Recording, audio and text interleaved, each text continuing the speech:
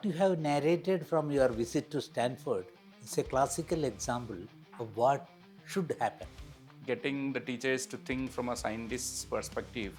I was also happy that you led that event and we could bring in people in this context of NCF 2023 and NEP 2020 when we're talking about Vikasit Bharat 2047. This is the kind of movement that we need in this country. For me, it was an eye opener.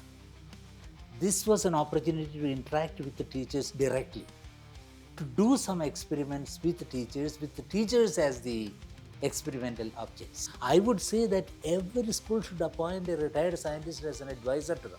Science is a living thing. You have to ask a question. You may not know the answer.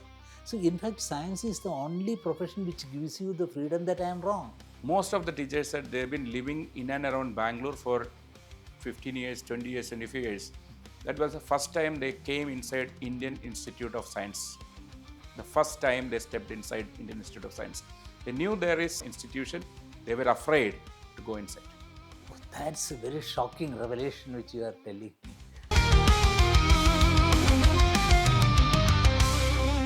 While we were visiting Stanford University, so I was asking myself this question: how come all the top companies in the world have offices or headquarters around Stanford University? One of my good friend was with me. He is a friend and an advisor. So when we asked this question, the answer was very simple. Two things. One, all these companies, including Tesla, they outsource their R&D to these practicing professors and their team of students who are the brilliant minds from across the globe who come into Stanford for engineering or research. And they are being funded by these companies. That means the headache of R&D, you don't know when the result will come. The time element is not under control. So you may need 1 year, you may need 5 years, you need 10 years to find an outcome for that research. So the investment, the companies will bring in the money, they will give sufficient resources to this team. The R&D lab is well equipped because they are not doing just publishing work.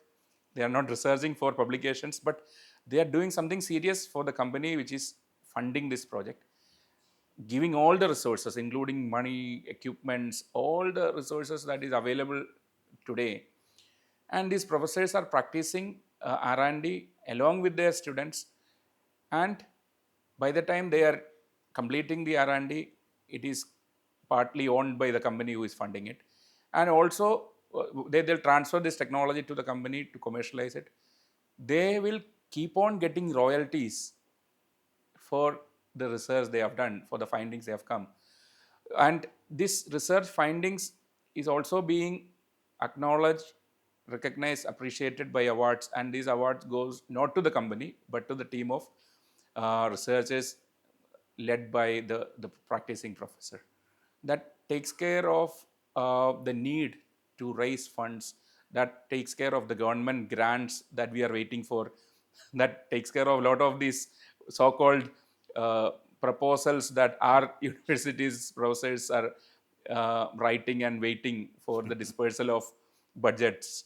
So second part is, while these research students graduate from these departments after working with the practicing professor, they are immediately placed by these companies.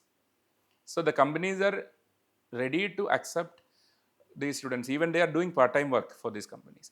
So the second aspect is getting placed is so easy. Either they can continue the research or they can make 3 times, 5 times, 10 times what they are making from this research by joining these companies. And companies find it easy to get these candidates if they are around that place.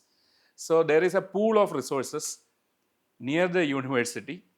So they have placed themselves near to the university, so that immediately, instantly, they can access the R&D, they can access the prospective employees, the prospective researchers for the company. So it's kind of a give and take, which I don't think is happening in most of the universities in India. We still wait for the government decree, we wait for the budget allocations, we wait for the grants that may come, may not come. And that is crippling the research ecosystem in India.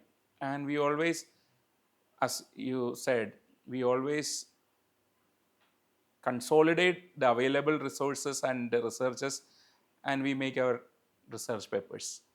Your comment on this? What you have narrated from your visit to Stanford is a classical example of what should happen. See, there is a problem in research today, research and development. Research, development, demonstration, and deployment. There are four aspects. I can do a small research, blue research, publish a paper, or I can demonstrate it in the next advanced stage. In the third stage, I should be able to, after development, I should demonstrate, then I should deploy it at the industrial level.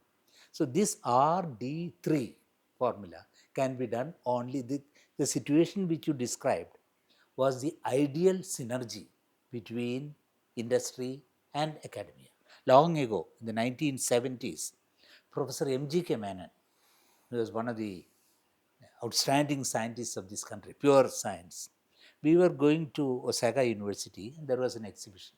A small piece of carbon fiber was kept there for display. He stood there. He explained to me, give a lot of time and a lot of money to good people, they will come out with something. This is the value of pure research. This is what Professor Menon said. So, Professor Menon's concept that good things will come out given long time and sufficient resources, that has come out true.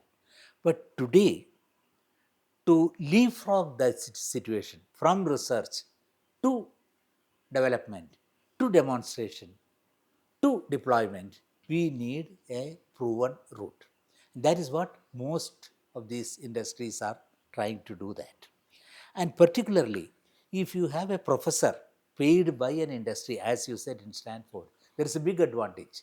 The biggest advantage is the professor will apply the techniques, he will define a problem, evaluate a problem, and put it academically, find a solution to that. There is still a big difference between academic research and industrial research. In industrial research, we want the result in the shortest possible time, and therefore we might compromise some of the essential elements. So, when we try to scale it up, we may have some problems. But when a professor does it for an industry, this lacuna will not come up. So, all the time, this synergy between academic professors recognizing the problem which industry, a felt need of the industry, that is where the success of future research comes. We can always have a long list of blue problems and blue solutions, but we need practical solutions which are applicable. So the Stanford experiment which you mentioned is the real model. There is a synergy between research and deployment, and professor is the starting point, industry is we are waiting to receive the results. I think that's a real shortcut for future research. There is no point for industries to deploy people like the professors of Stanford on their roles to wait for the research outcome. It's always better to use that medium of university to give them enough time and give them enough freedom to do their research at their time and at their place, and parallelly doing their business. Yeah, very true. In fact, actually, you are giving a small direction to the professor from his highly sensitive, pure research. Yes. He goes into applied research, directed research. So, applied research and directed research will take you to your path. So, you are just showing, sir, this is what we want. Can you take us to this route? Absolute synergy between the professor, a professor trained on the sensitive elevations of pure research, going to directed research, applied research to produce a goods and service where there is a felt need by the industry. So I would call this is leapfrogging from research to the product and process. The example what you said about the professor of practice, there is another story that comes to my mind about Albert Einstein being a clerk. I hope you still remember the story. I heard it from you. I think while being a clerk and getting his salary, I think he used most of his time that impacted the world that we see today. So you can be a clerk, get your salary, and also impact the world. Now, I think most of our people are focused on being a clerk and getting the salary. Full stop.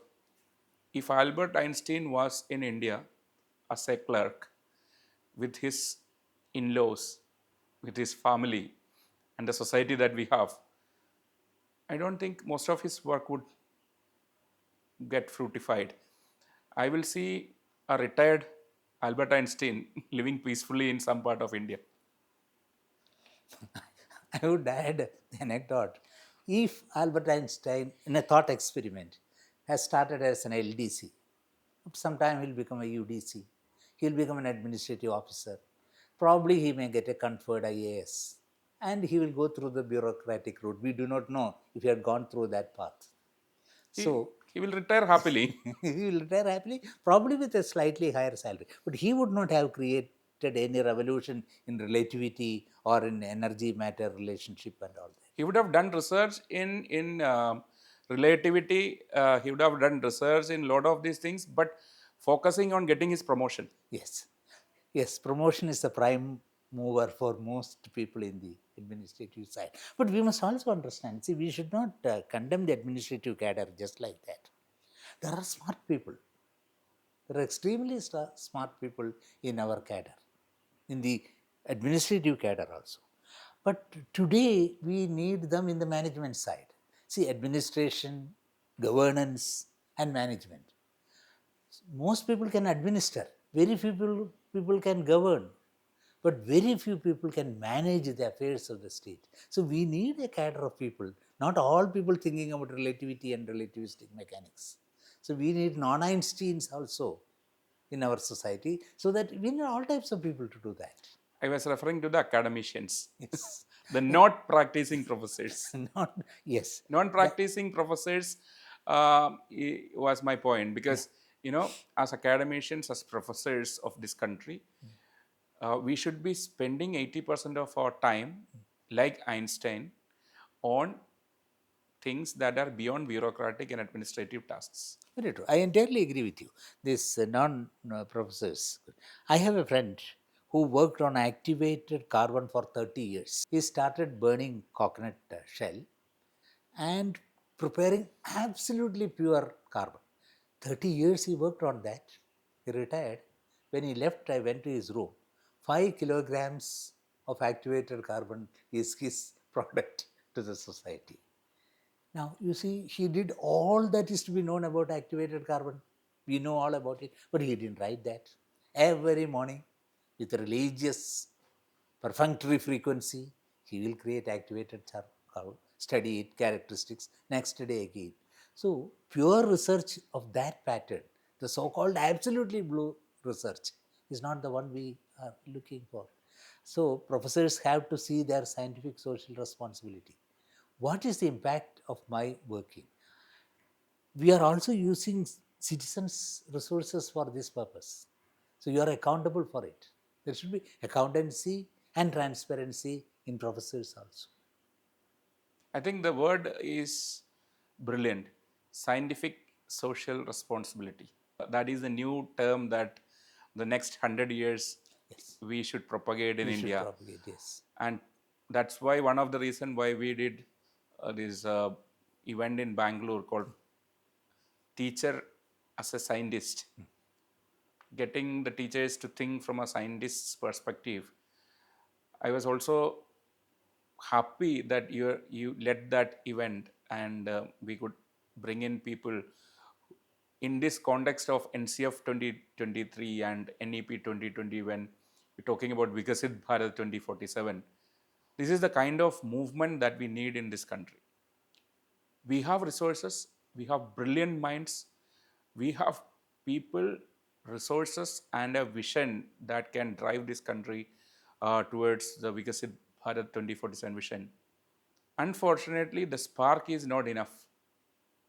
We have to go to the grassroots levels and inspire teachers, convince them that this is what is required. And it takes a lot of effort, but I think that is what we should be doing, and that is what we started doing also. I think we need more people, thousands of people who actually have this aerial view of things, who's got the right perspective towards this. And if it can be more of a focus towards propagating the science and bringing this curiosity back into the science education through stories and stories around us, like the example of Alapad, how the Germans smuggled it and how they were buying the coir from Kerala. I still remember the stories that you shared. Can you just elaborate on those stories from Alapad, where no, starting from how this I should not say smuggling, but the trading of coir and how they were taking it, and then the richness of the resources that we have and the experiments every school and science teacher should do, visiting these places and studying about the rich minerals and how this is connected to our nuclear, I should say, nuclear independence. That's a very fascinating story. But before that, I must mention about your Global Knowledge Summit. As a scientist, for me, it was an eye opener. This was an opportunity to interact with the teachers directly. And not only that, to do some experiments with the teachers as the experimental objects. So science was still being taught as an abstract subject. But here is a scientist coming to us, talking to us, and together we are doing something. And we were not coming with any preconceived notion. We were testing hypothesis. We are putting a hypothesis, okay, we'll test it. The results are different, we change our hypothesis. So to look at the scientific method and to look at science as a way of life and as a culture, that got us a great opportunity. And we It's a could also, collaborating platform which we have not yet, we have not put teachers and scientists in one room. in one room. I would say that every school should appoint a retired scientist as an advisor to them. He should be in campus. He should be in the campus morning till evening. He should come and sit there with an open door. Come and ask me whatever you want. And they should be allowed to go into classrooms, Into into staff classroom. rooms. Yes. Or if there is a vacant period, they should be allowed to go and speak Exactly. on the subject. Exactly. That's what immediately can be done. Yes. Should be a movement. That knowledge summit opened up our minds to the possibilities, the infinite possibilities available in that. And interacting with the teachers, you see, teachers also lose their inhibition when they interact with a scientist. Their stereotype of a scientist is who wears a white cloth, who has a thick glass, and who will speak monosyllabic language, stubborn, and with frown lines all the time. That's not what science is. Science is a living thing. You have to ask a question. You may not know the answer. So, in fact, science is the only profession which gives you the freedom that I am wrong. A scientist can say, I did this. What I said in the morning was wrong. This is my results. So, that ability to change your opinion, that's a cultural shift which we are going to have. Second one, Alapad. That's very Before important. going into that, I'll also make a statement. Yeah. The teachers who came in to that summit, Yeah. most of the teachers said they've been living in and around Bangalore for 15 years, 20 years, 25 years. That was the first time they came inside Indian Institute of Science. The first time they stepped inside Indian Institute of Science. They knew there is an institution. They were afraid to go inside. Oh, that's a very shocking revelation which you are telling me. Science, producer of knowledge, that's institute is something which was One of the first. which was distanced from the teaching community, science teaching community. So production of knowledge on one side, exchange by the teachers and distribution, there is no connection between the two. And there is an open day. Every Friday, the public is allowed to go inside without any permission to visit the facilities, the R&D facilities, the labs, interact with the departments, department heads, professors. That is in Indian Institute of Science. But unfortunately, schools, teachers does not know, parents do not know. So that's a communication flaw, certainly. But I would again say we spoke about scientific social responsibility. It is a scientific social responsibility of the scientists to go out And tell people, and no, tell people, they have yes, put this information in their notice board. it should reach. See, communication by shouting doesn't help unless it is received by them. It's a transmitter, but there should be a receiver also. They have And we done have to their job, yes. but it does not reach the This masses. is where scientific social responsibility comes into play. Every scientist should say, every month, 10 hours, I will go to schools. I will talk to teachers. I am not even asking the scientists to go to and speak to the children. Because if there is a gap between them, okay, you can tell science stories to them. But address the teachers and transmit science through teachers to the students. I think that route also could be tried, depending on one's personal preferences. Some scientists would like to interact with the students directly. Some would like it with the teachers, so that the level can be a little high. So we should have appropriate solutions. Different scenarios have to be created and implemented, but that should come from the scientific community. That's my content. Social scientific responsibility, SSR, starts with the scientists first.